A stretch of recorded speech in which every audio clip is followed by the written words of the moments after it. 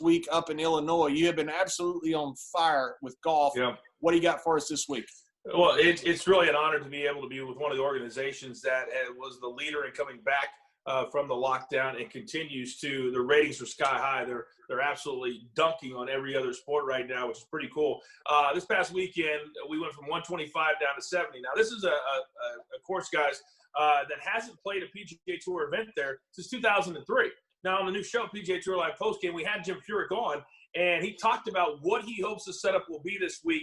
He says, I don't want it to be a U.S. Open because that's very difficult, and we've got the U.S. Open coming up in 3 weeks. But he wants to play very difficult, unlike last week when Dustin Johnson was 30 under par. So with that thought process in mind, you couple it with the fact that there's been several players over the years in the playoffs that have caught fire and won back-to-back events. 3 names, Bryson DeChambeau, Billy Horschel, and Rory McIlroy. So I normally, on this show, I never recommend putting money down on the betting favorite. I do this week. Dustin Johnson came in, and he's going to come in the favorite again, plus 800, which is very low, I know. But I think he's going to be so red hot. And you're only talking about 70 players, not the normal 156 or 125. So you might put a little bit of money on Dustin Johnson. But when I saw some of these numbers come out this week, guys, I could not believe it. I feel like I'm stealing money this week. I really, really do. So I'm going to give you 4 bets. So make sure you write them down. The first one, Bubba Watson, minus 135 over Mark Leishman. Leishman barely made it into the top 70. He was plus 6 last week. Couldn't hit the ball left, couldn't hit the ball right, couldn't hit the ball straight, couldn't hit it at all. Bubba Watson played very well. He was a top 15 last week.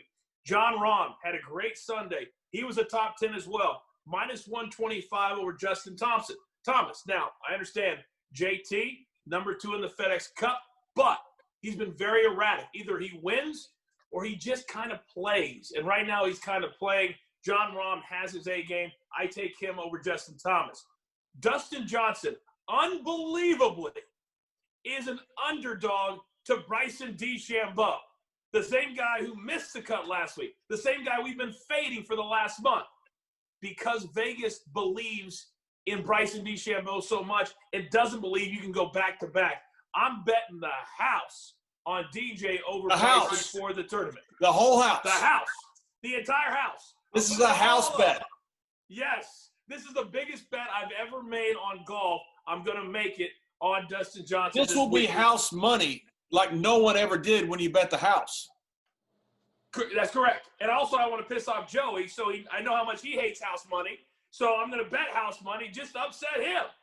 And then finally, I mentioned the U.S. Open being played here back in 2003. It's a difficult golf course. I'm going with a guy who's a grinder, a guy who really digs in deep. He puts a big chaw on his cheek, and I'm talking about Kevin Kisner. He's literally a bulldog.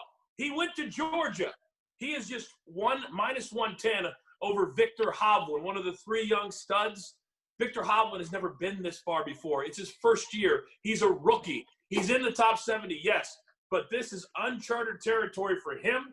You give me Kevin Kisner at this price, I'm taking it all day. I cannot wait to go 4-0 this week.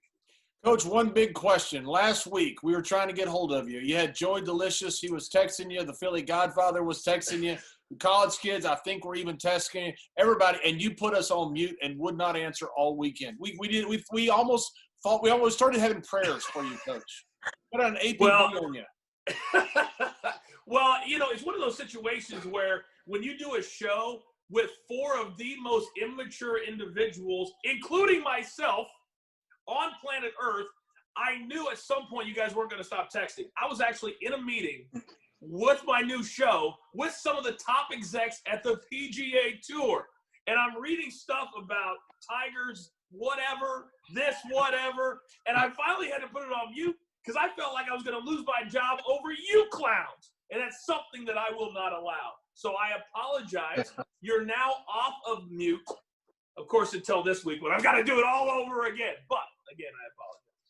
You don't feel bad muting us for a couple days, Coach? No. And you're going to do it again this weekend. Coach, we're your friends. If you were my friends, you would know I'm doing a PGA Tour event, and you would stop texting that.